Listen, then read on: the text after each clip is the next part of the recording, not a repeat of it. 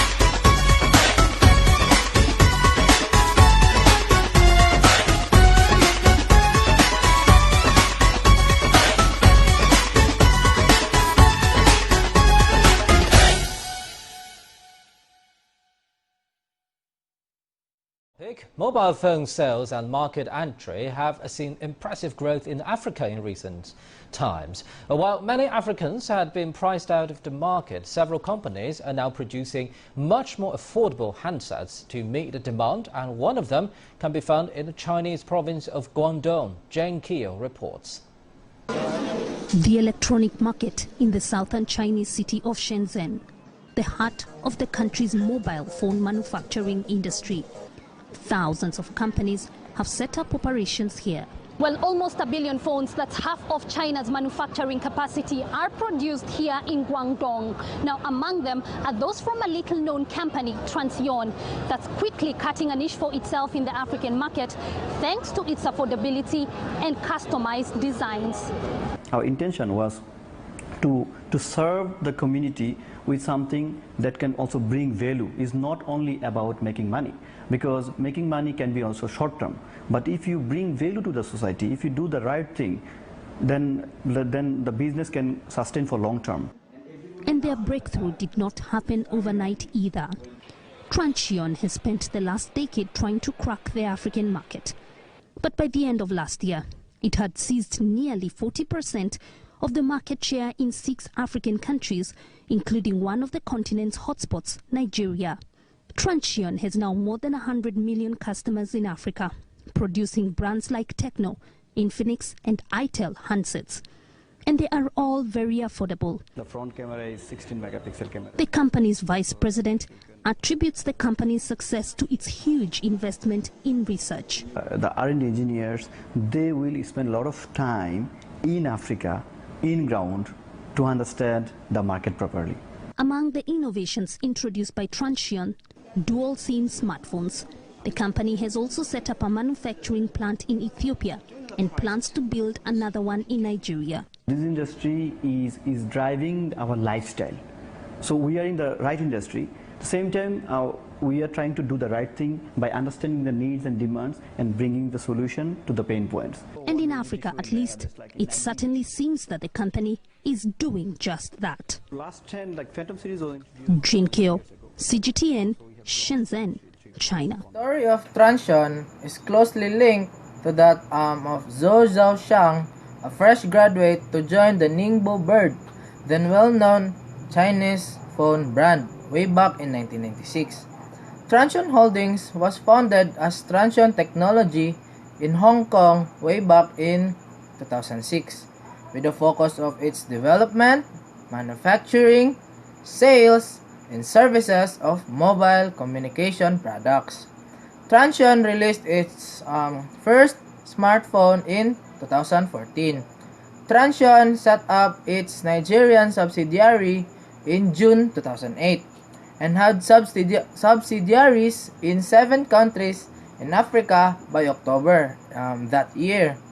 Transsion set up a manufacturing plant in Ethiopia in 2011.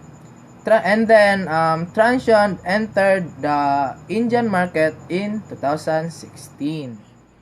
Transsion Holdings subsidiaries company known as first is Infinix Mobile. It is a smartphone company founded in 2013. Infinix Mobile became the first smartphone brand manufacturing in Pakistan. The company keeps growing its investment to contribute to boost its productions. So the second subsidiaries company for Transsion is a Techno Mobile. Techno Mobile was established in 2006. However, following market research conducted in Southeast Asia, Africa, and Latin America, company found that Africa was the most lucrative among all of its market regions. So as a result, in 2008, the company stopped doing business in Asia to exclusively focus on Africa. So, ang Techno Mobile, nag-focus na siya sa Africa. So, later in 2016, Techno Mobile entered Middle East mobile phone markets after acquiring a good market in Africa. And then, in Southeast Asia in 2017. So, si Techno kay ni-enter na siya sa Middle East mobile phone market after nga ni boom na siya sa Africa. And then isulod po din siya sa Southeast Asia after a year nisulod siya sa Middle East. So ang third company nga giginitan sa Transsion Holdings is Itel Mobile. Itel products are mostly sold in Africa and some part of Europe and Latin America. So Itel was founded by Lei Wog and Shenzhen Transsion Holdings Limited in 2014. So si Itel Mobile kay founded siya in March 2014. And then ang Transsion Holdings pod napod sila yung mga mobile accessories and customer service for Transsion companies. Just like Oraimo, Scooper, Cianex, and Carl Care Services. So, kato sila, ang Oraimo, Scooper, Cianex, and Carl Care is muna siya ang mga mobile accessories and customer service for Transsion companies. A new business opportunity for the company named Shenzhen Transsion Holdings Company Limited. As they entered their new market in Africa community to make their business grow larger before, since they discovered the potential of Africa at the early stage, and then they invested a lot of effort in the market. Meaning, na sila'y nakita nga potential sa Africa, maong gusto sila magtukod og business sa Africa. And then, they know that it is hard to surpass other brands, but they think positively that it is not impossible to surpass the other brands. That's why they entered their business in Africa. So, nanamay sa wala pa sila nakasulod sa Africa, ang business nila dito, nanay duha ka brands daw dito sa Africa. So meaning, positive lang ilang mindset na kaya nila tumpangan katong duha ka brands nga kay kabalo lagi sila unsaon nila pagdula or how to run their business in Africa. This will be a challenging part for them since they are facing two different brands. Has to do something to reduce their prices of their phones. At the same time, they have to maintain the salary of their workers and pay. In other words, they have to create a strategy of releasing new phones that African can afford on buying it. In order to adapt the culture and market in Africa, Transsion company did a research to adapt the culture and the needs of the market, and it ends with the result that most of the population in Africa needs more than one SIM card, and they are looking for dual SIM card for them to communicate with others, also with a great battery that will last for a day.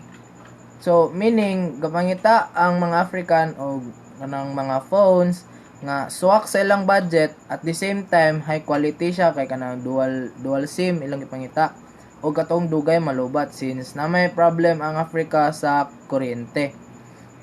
That's why the company found out that Africans are looking for the three important variables of a phone, including the price that they can afford. Transsion has dedicated much of its research and development to prolonging the battery of their phones. Meaning, kanang murag naning kamot ang company na mag-research gyud para lang gyud ma-develop ang ilang products nga dugay siya malubat. Some of its features, phones last more than 20 days. Imagine 20 days on a single charge. And Transsion is on leading position when it comes to smartphone battery life. Kay syempre naon doon nimo mag nabaday cellphone nga magdugay og 20 days nga sa isa ra ka charge, di ba? So Transsion also knows how to make use of its strengths in the phone market share to explore opportunities in other fields. Isa silang marketing activity ang pag-make og market research para maka-address sila sa ilang main problem sa Africa, which is ang pagka-short sa supply sa kuryente. So naningkamot ang Transsion nga para ma-solve nila ang problem sa Africa, which is katong pagka-short sa supply sa kuryente. Tapos ang ikaduha dayon ang pagbutang og exact price sa ilang product nga swak yun sa budget para maka-afford ang mga African para mapalit ato nga mga products.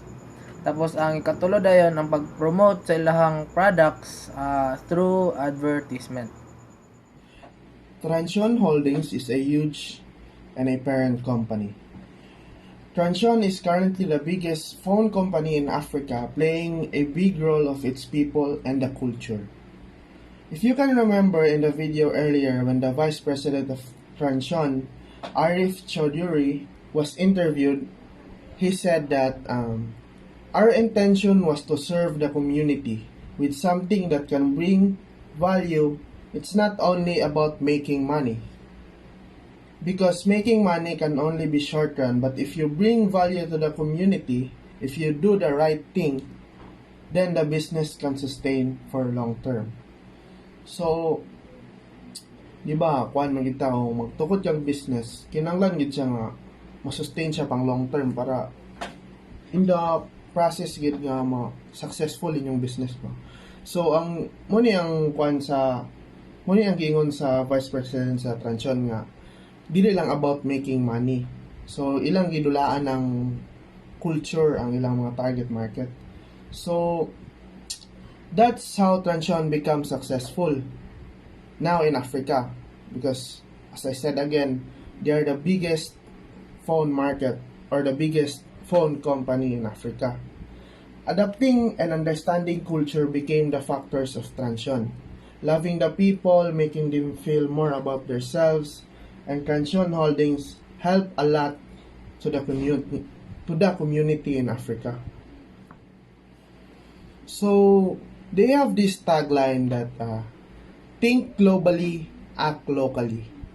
So this global approach has helped Transsion build an enormous lead in Africa's future phone markets, where the company has a market share of 58%, according to the figures by International Data Corporation or IDC. Its tiny Ethiopian production line has expanded to 1,600 employees and can produce 1 million handsets a month. So imagine that. 1,600 employees can produce 1 million handsets in a month. In total, Transsion has 5,000 workers based in Africa, of which 90% are local hires according to the company. So see, think about it guys. 90% is mga African. Transsion really help Africa, and Africa community help Transsion with the business to become successful. Because imagine, the workers are from the Africa, and which has high demand in work to have salary, kay kabalo bagit ang Africa kay dili main ka na sa rich country. So Transsion is a Chinese company but has a many African workers. So African people must love Transsion. No wonder why Transsion wins the phone market in Africa, competing against worldwide known mobile brands like Samsung. Diba? Wala siguro tawang wala kayo sa Samsung, Nokia, dagan pa, mga Huawei, sa panauban dia. To tell you honestly guys, to be honest, me and my partner David, wala gin mi kabalo or we doesn't have any idea what Transsion is. But when we started making the research, we both really amazed kay grabe gaday bright kayo og kanang dili lang murag dili puro negosyo ba, dagan kay silang na tabangid sa Africa. So with the high quality of phones Transsions are producing, they also offer cheap, low, and affordable prices. So Transsion understand the African people, they understand the market and culture, di ba? And you know, Africa it's a huge continent, and it has many huge countries. But dili bagid sila pareha sa kanang dili gid sila pareha sa ubang country rich ba, pareha ng mga China, US, UK, dako biya ng mga country pero mga dato kayo compared aning Africa. So they have still problem in electricity. Also they call it load shedding. They shut down the electricity for some time to save and minimize the power. So if you watch the video in the beginning, it was on the report of the CNN business. Giingon na to about sa load shedding. So credit sa CNN business. Also, you might wonder why Transsions have many subsidiary companies. So, mga kuan ka ba kay nganong daghan kay sila. Although, parent company man sila, holdings man, so daghan gid sila subsidiaries. Transsion develop and discovers more product as it is improving and conquering the market. So, they have launched the Tecno, iFinex, Itel, and other companies sa mga tong Scooper, Calcare, kato. They launched that different companies in different tiers. So, not together, di ba? So, we can see that these subsidiary companies have different purposes, intentions, services, but have one parent company, which is Transsion. Salute to you, Transsion. Salute. Grabe nga kuan business. Grabe ka bright yun. So I think that's all. Thank you for watching and peace out. Peace.